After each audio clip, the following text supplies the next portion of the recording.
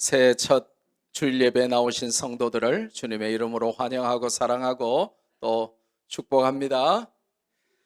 포스트 모더니즘 시대를 사는 우리에게 가장 충격적이고 도전적인 것은 세상이 절대자와 절대 진리를 인정하지 않는다는 것과 또 진리를 상대적인 것으로 만들어 버렸다는 것입니다. 하나님을 인정하지 않을 뿐 아니라 그 하나님을 조롱하고 하나님을 대적하는 시대가 바로 포스트 모더니즘 시대입니다. 포스트 모더니즘 사회는 유일신을 섬기는 기독교를 핍박하고 또 기독교가 편협하다 하면서 반발해서 종교다원주의와 뉴에이지와 범신론을 주장합니다. 그런데 이제는 포스트 모더니즘을 지나서 포스트 코로나 시대가 도래했습니다. 포스트 코로나 시대는 어떤 특징을 가집니까? 바이러스의 창궐로 인해서 가족과 이웃들이 갑자기 죽어가는 모습을 보고 삶과 죽음의 경계선이 허물어지면서 영원한 것을 부인하고 순간적인 것에만 더욱 몰두하는 공포와 두려움의 패닉 문화를 만들어냈습니다. 하나님보다 더 바이러스를 무서워하고 성경의 가치보다 정부의 명령과 통제에 더 굴복합니다. 비대면 예배의 편리함에 익숙해져서 대면 예배를 소홀히 하다가 결국 믿음의 길에서 낙오하는 자들이 너무나 많이 생겼습니다. 성경과 복음의 가르침에 더욱 적대적이고 반대 방향으로 흘러가는 것이죠. 2년 동안의 코로나 통제 기간 동안 통계를 보니까 한국의 6만 개 교회 중에 약 10%인 6천 교회 교회가 문을 닫았습니다. 이런 시대일수록 교회는 진리 위에 우뚝 서야 합니다. 복음의 가르침에 더욱더 정통해야 하고 진리에 순종해야 합니다. 그래야 시대와 사조를 이길 수 있어요. 우리를 억누르고 영향을 주는 정치와 경제와 사회와 문화의 각 영역들이 결국은 영적인 전쟁으로 귀결되기 때문에 교회는 말세에 깨어있기 위해서 복음으로 무장할 수밖에 없는 것입니다. The full armor of God, 하나님의 전신갑주를 그래서 입으라. 우리 에베소서를 통해서 우리가 그렇게 도전받았던 게 바로 그 이유입니다. 그렇지 않으면 포스트 모더니즘이 지배하고 이제는 더 나아가서 포스트 코로나 시대에 우리가 세상과 싸워서 영적인 전쟁에서 이길 수가 없는 것입니다. 그런 측면에서 교회는 다시 명확하고 단순하지만 심오한 복음으로 돌아가야만 하고 분명한 복음 앞에 서야만 합니다. 그래서 올해 우리 교회가 선택한 말씀이 요한복음입니다. 앞으로 1년 동안 우리는 요한복음을 통해 주시는 복음을 받을 것입니다. 그리고 영광과 은혜와 진리라고 하는 요한복음의 진수를 맛보고 누리고 증거하는 공동체가 될 것입니다. 할렐루야. 오늘은 첫 시간으로 요한복음 전체의 구성과 핵심 주제를 살펴보려고 합니다. 이게 없으면 이제 나무만 보다가 숲 전체를 볼 수가 없어요. 이게 무슨 말인지 도무지 알 수가 없어요. 어떻게 구성되는지를 몰라요. 그래서 오늘 짧은 시간이지만 요한복음 전체를 한번 돌아보고 이제 숲을 보면서 어떻게 되어 있는가, 이게 요한복음이 도대체 뭘 말하는가, 어떻게 생겼는가 하는 것을 좀 살펴보려고 합니다. 오늘 선포되는 성경의 진리를 통해서 우리의 믿음이 복음으로 견고해지고 영혼이 살아나는 풍성한 은혜를 누리는 시간 되기를 주님의 이름으로 축복합니다. 첫째로 오늘 요한복음 전체를 한번 조감을 할 거예요. 이 bird's eye view가 뭐냐면 조감도잖아요. 그래서 이 요한복음을 이제 하늘의 공중의 새가 딱 떠서 새의 눈으로 이렇게 탁 위에서 보면 밑에 다 보이잖아요. 그게 이제 조감도라고 하는 겁니다. 그래서 이제 요한복음 전체를 어떻게 되어 있는지 우리가 한번 보자 이것입니다. 요한복음은 크게 5단락으로 나눠집니다. 몇 단락? 5단락. 서론이 있고요. 본론이 3개예요. 그리고 결론 하나. 이렇게 해서 5개입니다. 서론과 본론 3개와 결론. 그렇게 5단락으로 나누어집니다. 첫째로 서론이죠. 이 서론이 굉장히 중요합니다. 1장 1절에서 18절까지가 서론인데요, 예수님께 대한 소개가 등장합니다. 서론은 예수님을 말씀으로, 또 예수님을 하나님으로, 하나님과 함께 하신 분으로, 또 창조주로, 생명을 주시는 분으로, 참 빛으로, 자기 백성에게 배척당하신 분으로, 영접하는 자에게는 하나님의 자녀가 되는 권세를 주시는 분으로, 또 육신을 입고 인간의 모습으로 오신 성육신하신 분으로, 그리고 아버지의 독생자의 영광과 은혜와 진리가 충만한 분으로 소개하고 있죠. 그래서 요한복음보다 예수님에 관하여 정확하게 분명하게 소개하고 있는 성경이 없어요. 요한복음을 제대로 알면 예수님을 정확하게 알게 되는 거예요. 우리가 세상은 너무나 잘 아는데, 심지어 운동선수도 다 잘 알고 슈퍼스타 아이돌도 다 잘 아는데 예수님을 잘 모르는 거예요. 교회 다닌다고 하면서 세상은 너무 잘 알고 박식한데 예수님을 모르는 거예요. 그래서 요한복음을 통하여 예수님을 배워야 한다. 이게 중요한 것입니다.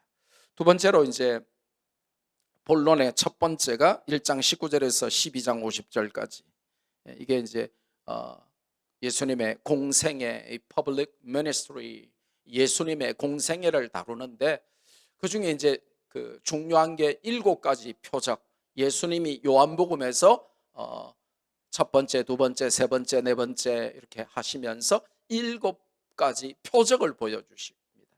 그리고 7가지 예수님의 자기 선언, 이 self manifestation 혹은 self proclamation, 예수님이 내가 누구다라고 하고 나는 무엇이다라고 이렇게 자기 정체를 선언하시는 내용이 나와요. 7개의 표적과 7가지 선언이 등장하는데, 이게 요한복음 전체의 뼈대 가운데 정말 중요한 것입니다. 요한복음 바로 앞에 있는 성경이 뭐죠? 누가복음. 마태, 마가, 누가, 요한이잖아요. 누가복음에는 예수님의 탄생과 어린 시절이 자세히 나와요. 그런데 요한복음에는 아예 그게 없습니다. 바로 세례 요한이 예수님 소개하고 예수님의 공생애부터 등장해요. 그래서 다른 성경들과 많이 다릅니다. 공생애가 뭡니까? 예수님께서 십자가 지시기 전 3년의 삶을 일컫는 말이죠. 왜 공생애라고 불렀습니까? Public ministry, private ministry라고는 할 수가 없죠, 그죠? private 한 거는 ministry가 아니에요. 그래서 public 해야 ministry겠죠.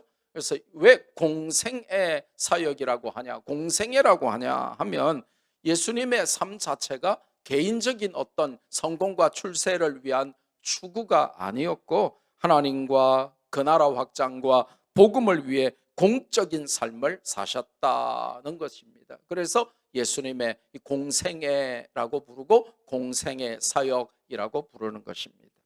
성도도 말이죠, 우리가 인간이기 때문에 땅 위에서 성공하고 출세하고 노력하고 명예와 부귀와 권력과 모든 걸 얻기 위해서 여러분이 공부하고 일하고 사업하고 다 하시지만, 그럼에도 불구하고 성도는 또한 예수님처럼 이 공적인 영역, 하나님의 나라, the kingdom of God, 하나님의 나라라고 하는 그 나라 사역을 위하여 부름받은 자라는 사실을 꿈에도 잊으면 안 된다는 거예요.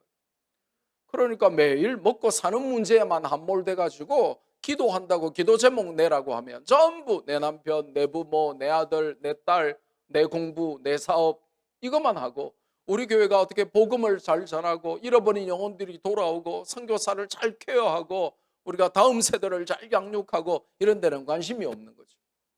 이게 바로 이 공적인 영역에 관한 무지함에서 오는 것입니다. 7가지 표적을 살펴볼까요? 제1표적은 무엇입니까? 물로 포도주를 만드신 것입니다. 2장에 등장하죠. 무슨 혼인잔치? 가나의 혼인잔치에서 물로 포도주를 만드신, 이것이 예수님이 이 땅에 오셔서 제일 먼저 행하셨던 이적입니다. 두 번째 표적은 뭡니까? 4장에 등장하죠. 왕의 신하의 아들을 살리셨습니다. 세 번째 표적은 뭡니까? 5장에 등장하죠.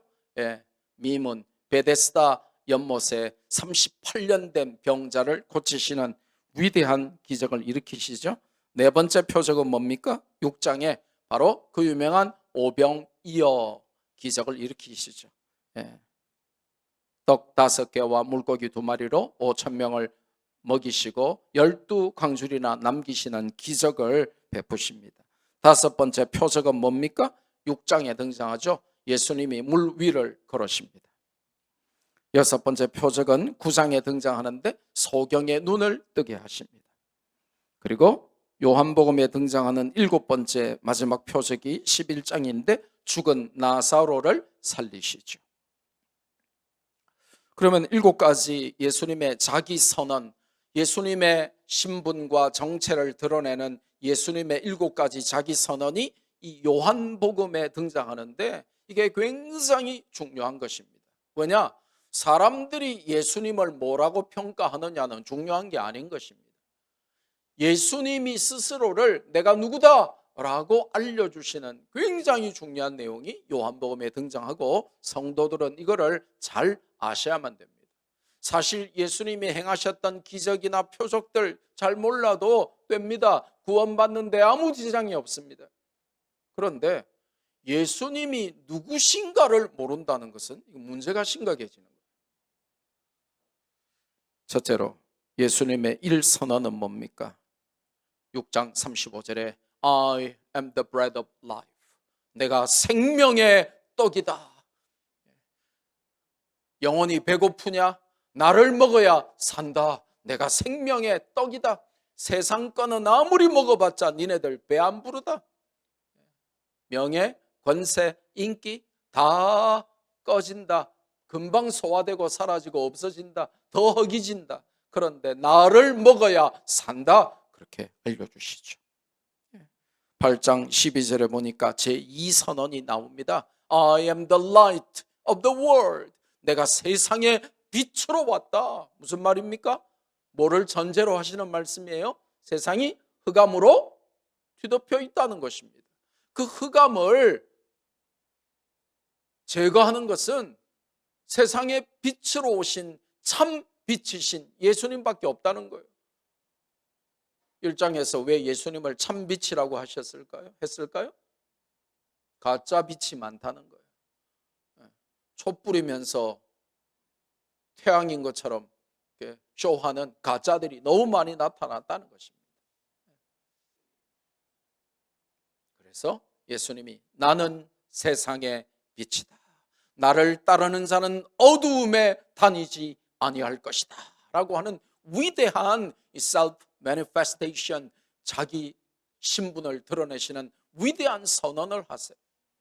우리가 이 땅을 살면 살수록 세상이 너무나 어둡다는 걸 알잖아요.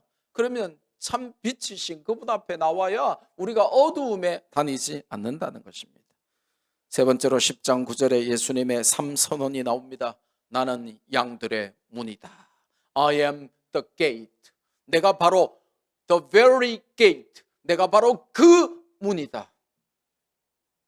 내가 문이기 때문에 나를 통하여 들어가고 나오지 않는 것은 다 강도요 절도다. 나보다 먼저 온 것들은 다 강도였다, 절도였다.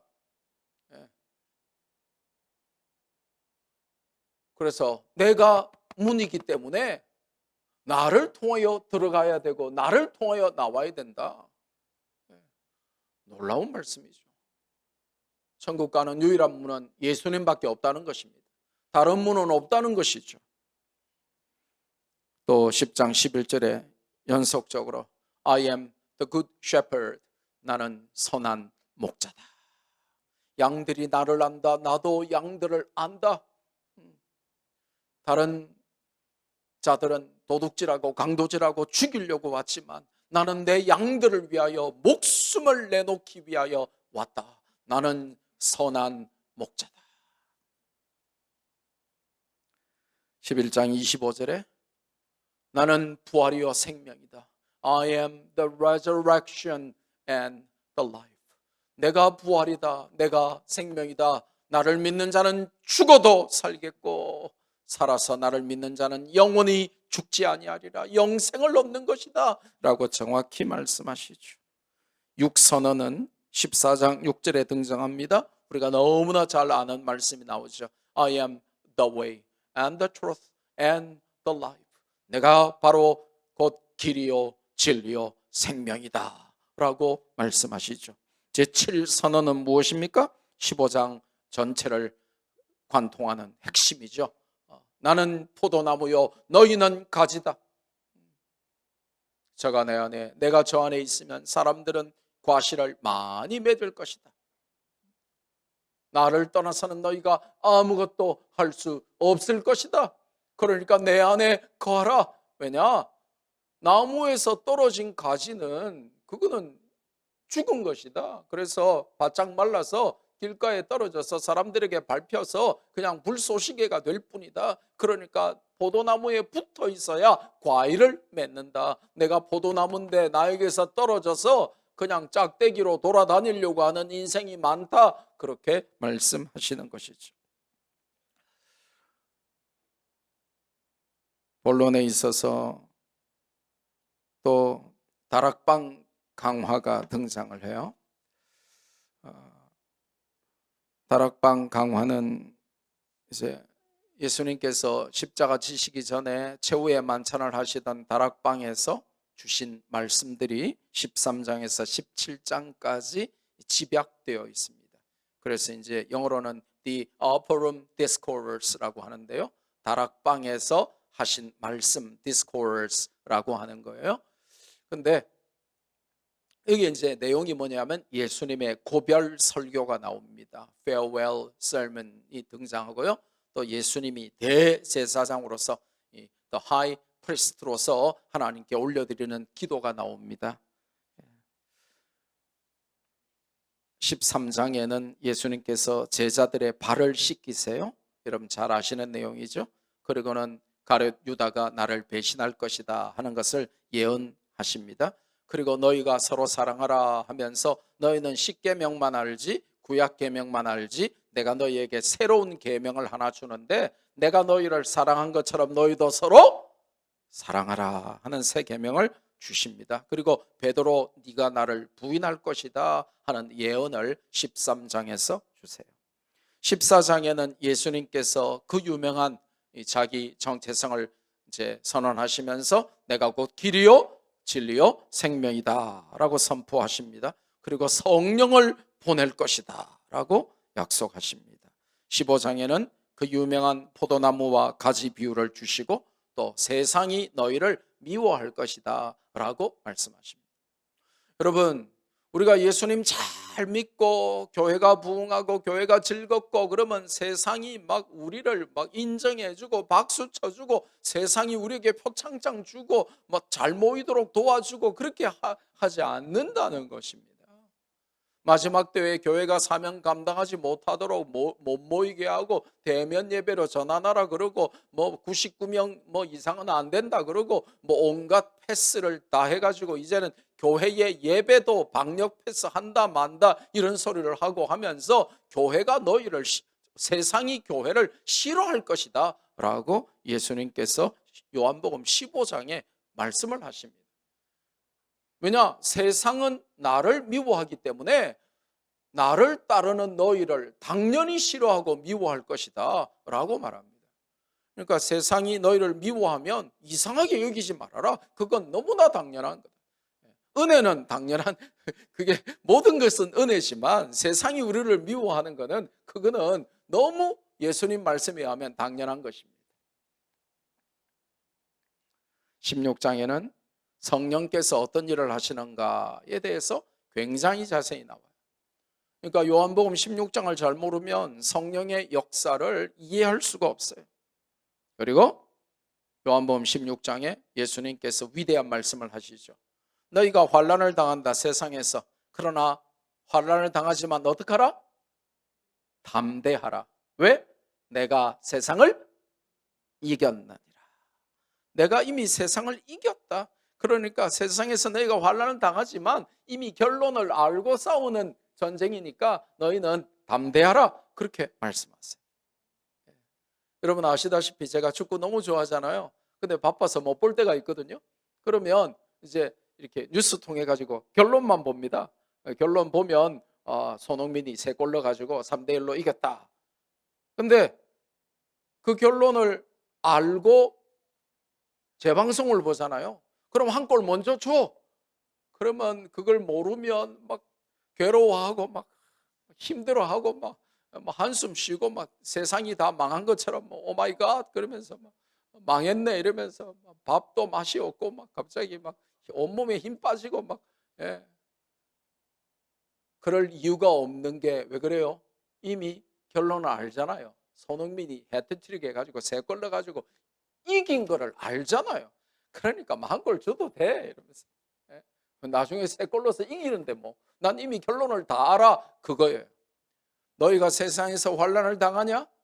당하지. 왜냐? 세상이 나를 미워하는 거로, 세상이 나를 따르는 너희를 미워하니까 니네가 당연히 환난을 당해. 그런데 환난 가운데 담대해라. 뭐냐? 이미 내가 세상을 이겼다. 그 말씀을 16장에서 주세요. 그리고 17장에는 대제사장으로서의 예수님의 위대한 기도가 나와요. 그러니까 여러분 힘 빠질 때에 요한복음 17장을 읽으세요. 그러면 예수님이 따스하게 중보기도를 하세요. 먼저는 제자들을 향하여 하나님 앞에 제자들을 위해서 중보기도하시고 또 그들뿐만 아니라 모든 믿는 믿음의 사람들을 위하여 예수님께서 중보기도해 주세요. 그러니까 예수님이 따뜻하게 나를 위하여 기도해 주시는 그런 위로를 받고 싶다. 그러면 요한복음 몇 장을 읽어라? 17장 읽으시면 힘이 나는 거예요.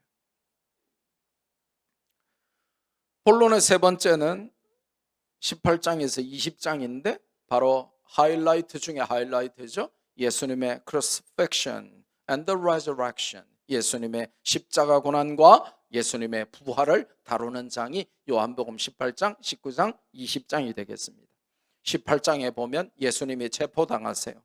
그리고 예수님이 예언하신 대로 베드로가 부인하는 적나라한 장면이 굉장히 세밀하게 묘사되어 있습니다.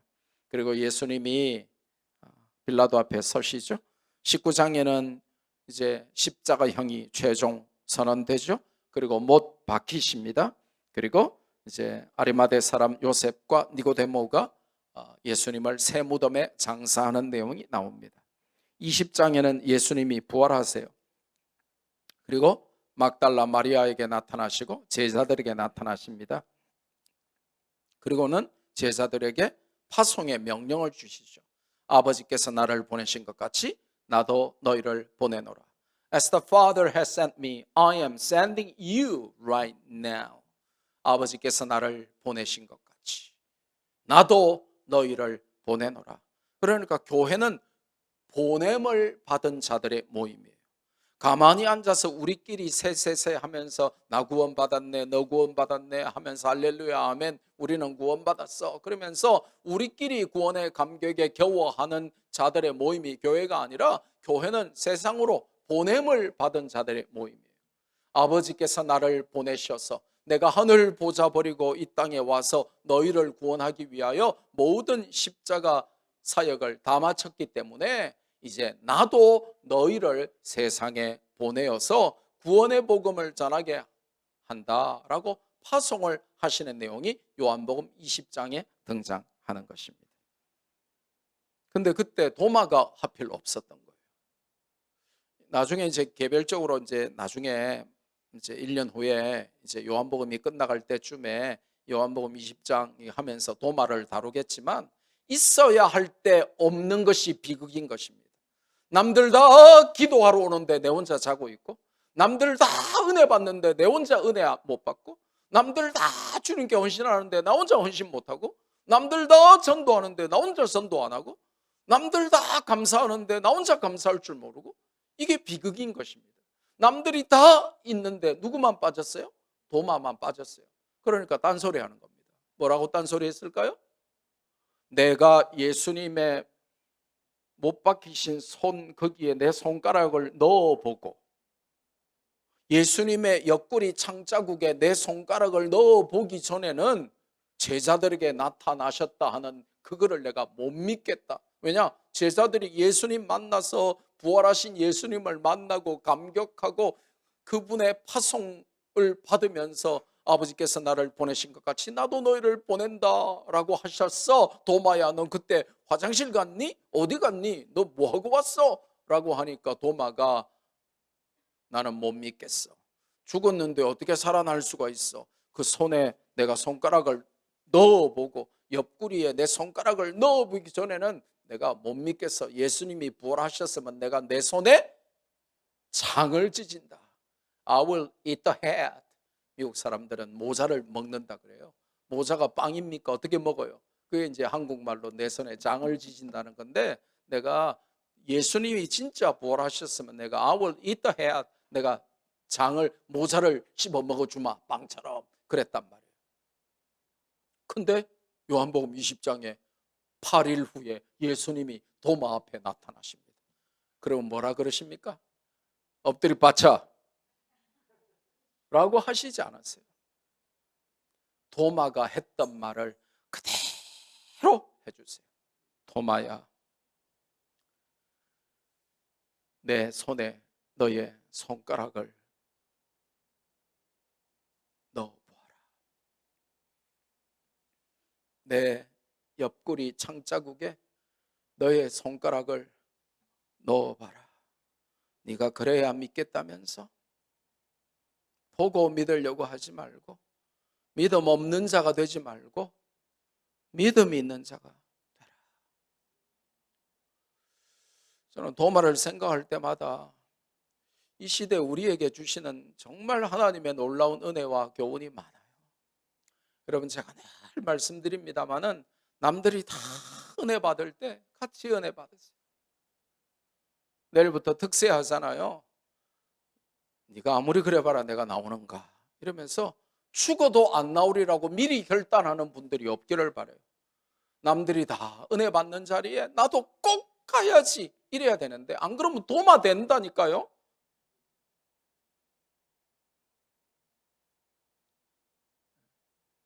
은혜라는 게 별게 아닙니다. 있어야 할 자리에 있는 것이 은혜입니다.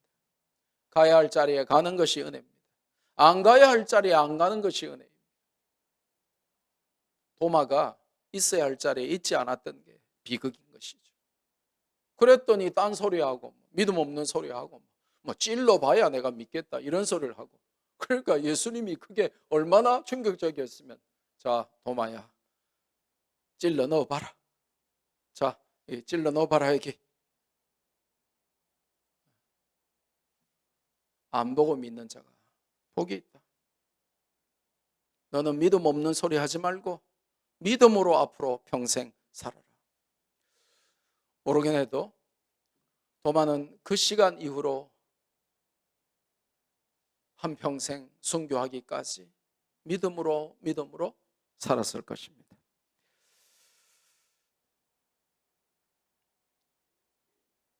또 요한복음 20장은 이제 마지막 부분에 요한복음의 기록 목적이 등장해요. 이게 참 중요한 겁니다. 요한복음이 왜 기록되었냐? 예수님이 하나님의 아들이심을 알려주기 위해서, 그리고 예수님이 바로 성경에 예언되었던 그 이스라엘이 기다려왔던 메시아이심을 믿고 그 예수님의 이름으로 사람들이 구원 얻게 하기 위하여 요한복음이 기록됐다는 거예요. 그러니까 여러분 가족 가운데 불신자가 있든지 아니면 갓 처음 믿은 자들이 있으면 요한복음부터 성경을 제일 먼저 읽어야 하는 성경이 요한복음인 이유가, 그래야 예수님을 믿고 구원받고 예수님이 바로 온 인류가 찾아 헤매던 그 참 신이시고 하나님이시다 하는 것을 정확하게 선포해 주는 것이 요한복음이기 때문에 그 목적을 위하여 요한복음이 기록됐다. 이게 요한복음 20장의 메시지예요. 마지막 결론이 이제 21장 마지막 장이, 요한복음 마지막 장이 21장인데 결론이 등장하죠. 마지막 명령이죠. 베드로에게 네가 나를 사랑하느냐라고 3번이나 물어보시면서 내 양을 먹이라, 그렇게 마지막 명령을 주시는 내용이 바로 이 요한복음의 전체 5가지 구성이고 조감도가 되겠습니다. 자, 그러면 오늘 2번째이자 마지막으로 요한복음의 핵심 메시지는 뭔가요? 요한복음의 핵심 메시지를 알아야, 이게 기둥이 정확하게 뭔 줄 알아야 거기에 이제 살을 붙여 나갈 수가 있겠죠. 요한복음에는 13가지의 핵심 메시지가 등장해요. 또 벌써 많다고 한숨 쉬고 불신앙으로 오늘 예배 엄청 늦게 끝나겠네 이러면서 그러지 마시기를 바랍니다. 오늘은 재직회도 있고 찬양대 연습도 해야 되고 그렇기 때문에 빨리 끝낼 거예요. 뭐냐? 평상시에 8장인데 오늘 5장밖에 없어요. 그러니까 금방 끝냅니다.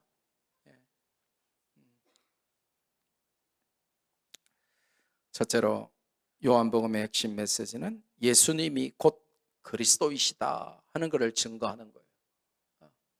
예수님이 바로 이스라엘이 그렇게 수천 년간 기다려왔던 성경에 예언된 그 메시아다.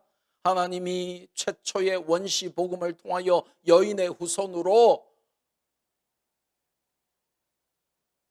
예언해 주셨던 이스라엘을 구원하실 그분이 바로, 그 메시아가 바로 예수님이다. 이거를 증거하기 위하여 요한복음이 쓰여졌어요.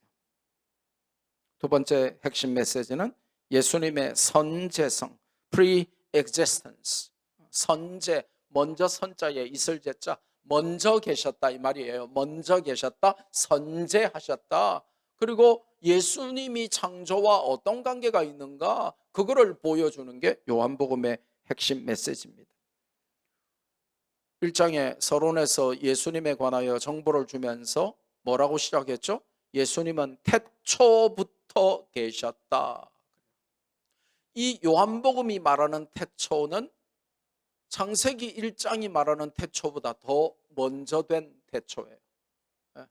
성경 창세기가 말하는 태초에 하나님이 천지를 창조하시니라 할 때는 창조의 시점을 말하는 거지만, 예수님이 하나님과 함께 계셨던 그 요한복음 1장의 태초는 그야말로 창조의 시점보다 훨씬 앞선 태초를 말하는 거예요. 그러니까 예수님이 선제하셨다, pre-existence. 예수님이 태초부터 계셨다. 언제 시작이 됐는지 모르지만 시작이 1이라고 하면 그 1부터 계신 분이 예수님이다.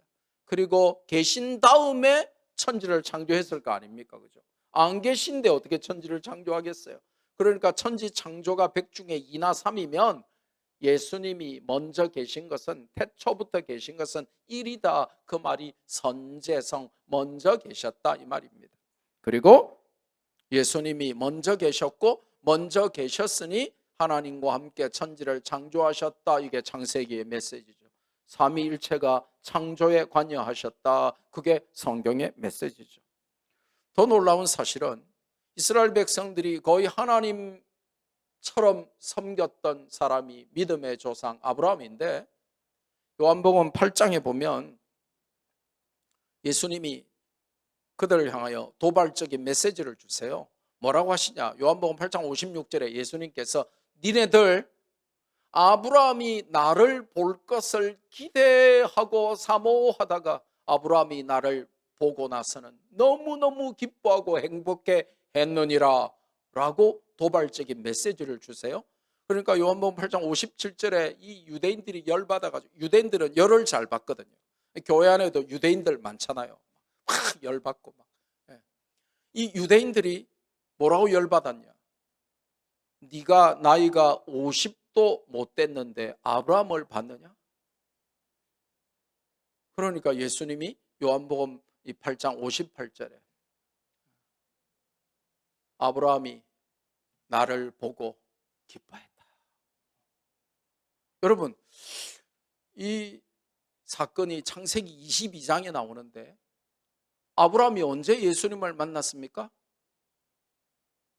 아브라함이 이삭을 번제로 드리는 그 순간, 칼로 이삭을 잡으려고 죽이려고 탁 내려치는 그 순간 하늘에서 스탑! 그러고는 이제 네가 나를 진짜 사랑하는 줄 내가 알았다. 그러면서 하나님이 여호와 이레, 하나님이 번제드릴 양을 예배해 두시죠.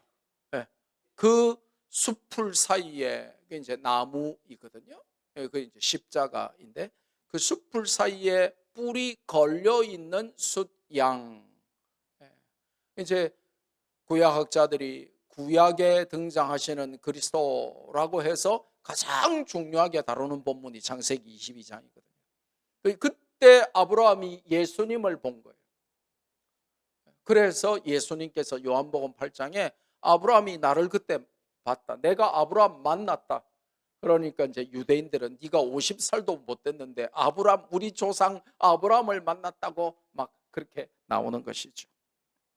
그래서 예수님은 태초부터 계셨던 분이다. 그리고 예수님 없이 창조된 것은 하나도 없다. 모든 것이 예수님을 통해서 창조되었다. 이게 1장의 메시지잖아요. 세 번째 핵심 키포인트는 뭐예요? 예수님과 하나님과의 관계를 요한복음이 알려줍니다. 예수님을 아는 것이 하나님을 아는 것이고, 예수님을 믿는 것이 하나님을 믿는 것이고, 예수님은 하나님의 이름을 가졌다. 그리고 예수님을 알지 못하면 하나님을 알 수가 없다. 예수님을 통해서만 하나님을 알고 믿도록 하신 것이 하나님의 구원 질서다. 그러니까 예수님을 안 믿는데 하나님을 믿는다. 이거는 어불성설, 말이 안 된다. 예수님을 알고 예수님을 믿어야 하나님을 알고 하나님을 믿도록 하신 것이 하나님의 질서. 그거를 요한복음이 보여준다는 거예요. 네 번째 키포인트는 예수님의 자기 선언이죠. 7번 등장한다 그랬습니다. 예수님께서 요한복음을 통하여 7차례 등장하는 자기 계시를 통해서 예수님이 바로 하나님이심을 선언하시죠. 이제 헬라어로는 굉장히 뚜렷한데요. 이제 에고 에이미라고 하는 표현으로 다 등장해요. 그걸 영어로 이제 I am 이렇게 번역을 했어요. 그래서 이 에고 에이미, seven I ams라고 하는데 영어로는 이 7번 등장하는 I am 뭐뭐뭐, I am 뭐뭐뭐 하는 요 표현들이 이제 출애굽기 3장 14절에 하나님께서 자기를 계시하시고 나는 여호와라 스스로 있는 자니라 I am that I am, I am that I am, 나는 스스로 있는 자니라 라고 계시하신 출애굽기 3장 14절 그 말씀을 그대로 적용한 것이 요한복음에 7차례 등장하는 에고 에이미 I am 시리즈가 되는 거예요. 그래서 예수님이 누구신지 자기 선언하는 것을 요한복음을 통하여 우리에게 알려주신다는 것입니다. 다섯 번째 요한복음의 핵심 메시지는 예수님의 사역과 하나님의 뜻에 관하여 알려줍니다. 예수님의 모든 사역은 전부 하나님의 뜻에 따른 것이었습니다. 감정적이거나 즉흥적인 것이 하나도 없었습니다. 예수님 마음대로 하신 것이 하나도 없었습니다. 전부 하나님의 뜻에 따른 것이라고 성경이 정확히 기록합니다. 우리는 우리 마음대로 살려고 하죠. My life, my way. 그러면서 나는 자유를 좋아해. 그러면서 내 마음대로 살죠. 그건 자유가 아니라 방종이죠. 방종과 자유를 구별하지 못하면 안 돼요. 성경이 예수님이 하셨던 그 많은 사역이 전부 하나님의 뜻을 따라 하신 것이다라고 말씀하시죠. 자기를 보내신 분의 뜻을 따라 사역하신다라고 스스로 예수님이 밝히십니다. 이게 이제 신학적으로 말하면 예수님 사역의 신적 기원과 특징을 알려주는 것이죠. 그래서 이제 정말 중요한 성경이 요한복음 4장과 6장에 등장하는데 요한복음 4장 31절에서 34절을 같이 한번 읽습니다. 시작. 그 사이에 제자들이 청하여 이르되 랍비여 잡수소서. 이르시되 내게는 너희가 알지 못하는 먹을 양식이 있느니라. 제자들이 서로 말하되 누가 잡수실 것을 갖다 드렸는가 하니 예수께서 이르시되 나의 양식은 나를 보내신 이의 뜻을 행하며 그의 일을 온전히 이루는 이것이니라. 아멘. 이 요한복음 이 4장 이 내용이 뭡니까? 우물가의 여인에게 복음 전하시고 제자들이 예수님 시장하실 텐데 식사 좀 하시죠. 그러니까 나에게는 너희가 알지 못하는 먹을 양식이 있다. 그 제자들이 누가 뭘 잡수실 것을 드렸냐? 뭐지? 네가 드렸냐? 네가 드렸냐? 뭘 갖고 계실까? 우리가 모르는 정? 초코파이? 뭐 누룽지, 빼떼기? 고구마? 온갖 게싱을 다 하는 거죠. 도대체 우리가 알지 못하는 먹을 양식이 뭘까? 그런데 예수님 뭐라고 말씀하십니까? 내 양식은, 너희들이 알지 못하는 내 양식은 나를 보내신 이의 뜻을 행하며 그분의 일을 온전히 이루는 것, 즉 우물가의 여인, 이방 여인, 음란한 여인, 손가락질 받는 여인, 왕따 당하는 그 아무도 접촉하기 싫어하는 그 여인 한 명에게라도 복음을 전하여 살려내는 것이 내 양식이니라 라고 말합니다. 저의 책 전도는 밥이다 하는 내용이 바로 저기서 타이틀이 나온 거예요. 예수님이 복음 전하는 것을 밥 먹듯이 양식으로 여기셨던 것이죠. 요한복음 6장 38절에 내가 하늘에서 내려온 것은 내 뜻을 행하려 함이 아니요 나를 보내신 이의 뜻을 행하려 함이니라. 저는 기도합니다. 우리가 짧은 인생 언제 죽을지 몰라요. 제가 친하게 좋아하던 또 교제하던 목사님이 며칠 전에 코로나로 부산에서 목회 잘 하시던 목사님이 돌아가셨어요. 우리가 언제 죽을지 모릅니다. 이번 주에 죽을지 다음 주에 죽을지 5년 10년 후에 죽을지 또 악착같이 9988 234 할지 아무도 모릅니다만은 우리가 죽는 그날까지 우리의 삶을 통하여 하나님의 뜻이 이루어지기를 바랍니다. 그렇게 살 수 있도록 기도하셔야 돼요. 6번째, 예수님의 표적과 우리의 신앙에 관해서 요한복음이 알려줍니다. 하나님이신 예수님에게 있어서 표적은 대단한 일이 아니죠. 예수님이 하나님인데 기적이 뭐가 대단하겠습니까? 하지만 사람들은 그 오병이어의 기적을 통해서 배부르게 먹을 것만 알고 또 예수님이 먹을 걸 주실까 그런 것만 알았지 생명의 떡이신 예수님을 몰랐고 또 생명의 떡에 대한 관심이 없는 거예요. 육신의 것만 함몰되가 사는 거예요. 이게 이제 비극인 거죠. 여러분 교회를 다니면서 매일 하나님 나를 건강하게 해주시고 나에게 돈을 주시고 내 자식이 잘 되게 해주시고 좋은 대학 가게 해주시고 내가 맨날 행복하게 해주시고 이것만 기도하면 너무 유치찬란하단 말이에요. 하나님의 나라가 뭔지, 하나님의 나라가 확장된다는 것이 뭔지, 하나님이 이 땅을 향하여 갖고 계신 뜻이 뭔지, 그 뜻을 우리가 품고 기도한다는 것이 뭔지 그걸 알아야 믿음이 성장하는데, 교회 오래 다녔다고 하는데 매일 기도하는 게 내 남편, 내 아내, 내 부모, 내 자식, 내 성공, 내 출세, 내 건강, 내 물질, 이것만 있으면 하나님의 나라, 이 킹덤 퍼스펙티브가 없는 거예요. 거기에 대해서 도전한다는 것입니다. 7번째로 최고의 표적이 부활이다 하는 것을 알려줍니다.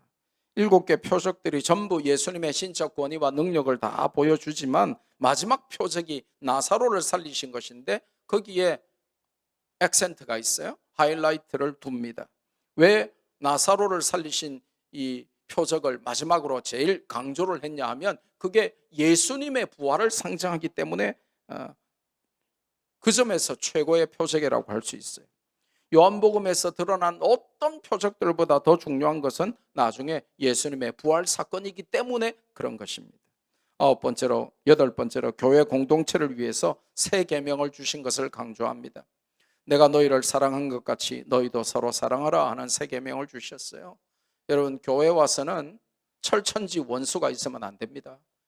내 스타일 아닌 정도는 용납이 되지만 꼴배기 싫어 이런 성도가 있으면 다른 교회 가시는 게 좋습니다. 절간 파기 임무를 띄고 절간에 좀 잠깐 파송 나가시는 게 좋습니다. 교회 와서는 서로 사랑하라 하셨어요. 이게 구약의 10계명처럼 예수님이 신약 시대에 새 계명으로 주셨어요. 우리 목사님 설교도 길고 싫어 이러면 안 된단 말이에요. 저 집사님 내 스타일이 아니야, 딱 꼴보기 싫어 이러면 안 된단 말이에요. 내가 너희를 사랑한 것 같이 너희도 서로 사랑하라. 우리 앞뒤자로 축복합시다. 사랑합니다. 억수로 사랑합니다.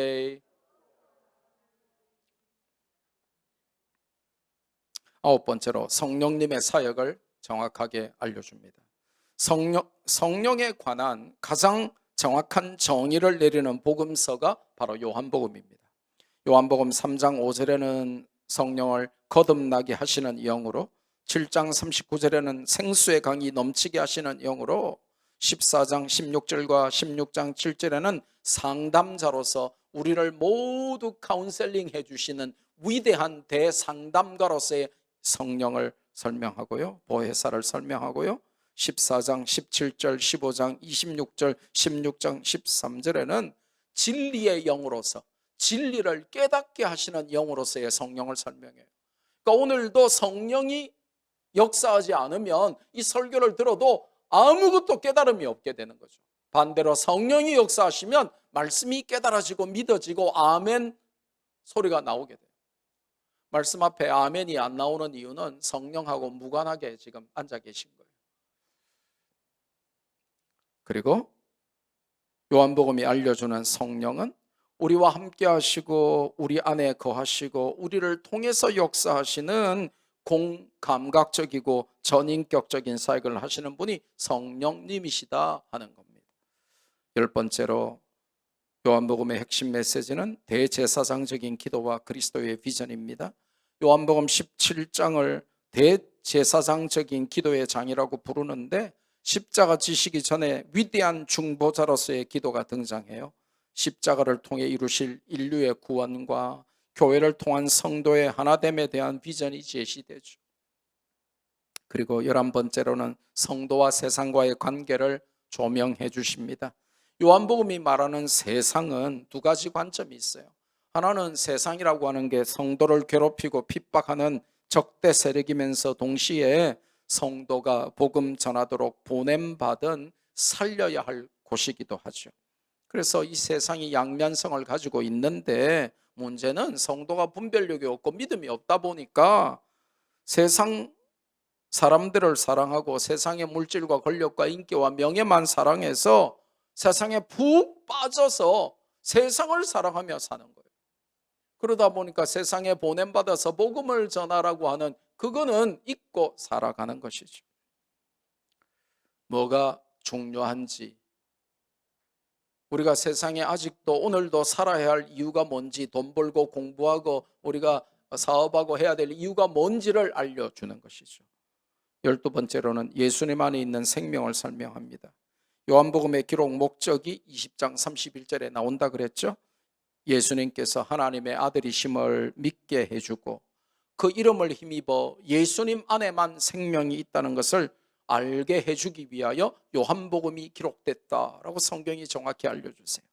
생명은 오직 예수님 안에만 있고 예수님을 통해서만 구원받는다 하는 것이 요한복음의 기록 목적이라는 거예요. 그럼 이걸 모르면 다 놓치는 것이죠. 마지막 13번째는 주님을 사랑한다는 것에 참된 의미가 뭔가 하는 것을 요한복음이 알려줍니다. 21장은 요한복음만 갖고 있는 아주 특별한 결말이죠. 아주 드라마틱하죠. 배신하고 떠났던 베드로에게 네가 나를 사랑하느냐 하고 거듭거듭 물으시고, 그러면서 그가 고민하고 갈등하고 그 대답을 하면서, 여러분 생각해 보세요. 3번이나 부인하고 배신했는데 또 예수님이 또 3번이나 물어보세요. 네가 나를 사랑하느냐, 네가 나를 사랑하느냐 하면서 이 베드로의 그 신앙을 회복시키시고 양무리를 먹이라고 하는 대사명을 주시죠. 주님을 사랑한다는 것은 입으로만 사랑한다라고 하는 그런 게 아니죠. 주님을 사랑한다는 것은 주님을 위해서 그분의 맡기신 일을 하는 것임을 요한복음이 알려주시죠. 관중석 신앙으로 만족하는 우리에게, 수동적인 신앙에 머물러 있는 우리에게 주님을 사랑한다는 것은 주님이 원하시는 일을 하는 것이다. 그거를 알려주는 게 요한복음이에요. 사랑은 명사가 아니야, 동사야.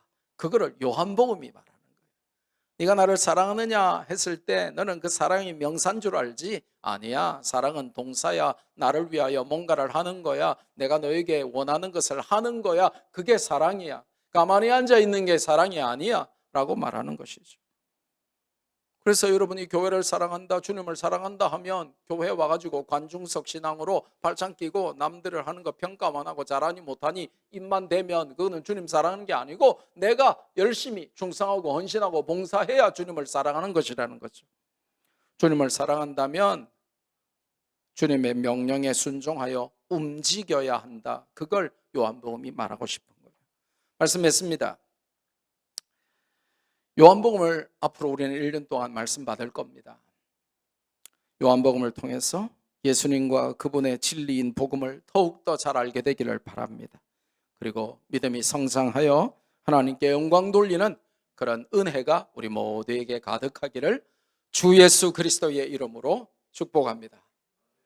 받은 말씀 붙들고 우리 한번 기도하면 좋겠어요. 기대를 좀 하나님 앞에 올려드리세요. 하나님, 요한복음 말씀 사모합니다. 요한복음 말씀 기대합니다. 그리고 요한복음의 2000년 전